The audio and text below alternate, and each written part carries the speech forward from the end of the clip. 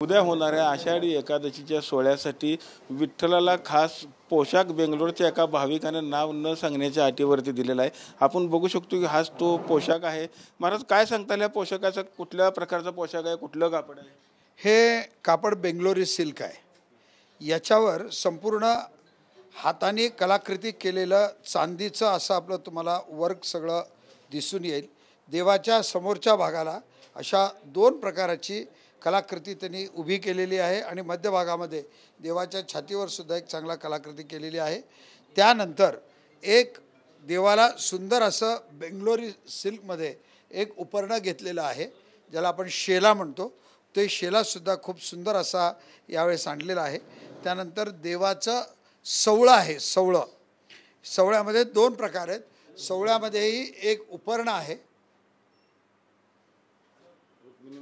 व एक सवळं आहे। रुक्मिणी मातेची अतिशय सुंदर अशी साडी आज त्यांनी केलेली आहे। ही बेंगलोरची पट्टू सिल्क आपण ज्याला म्हणतो, ही त्या पट्टू सिल्कमध्ये आज आपल्याला साडी बघायला मिळते।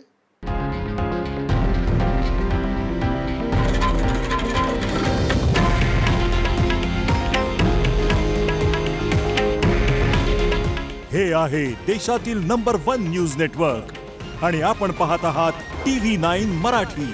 काळजी तुमची, हित महाराष्ट्राचं।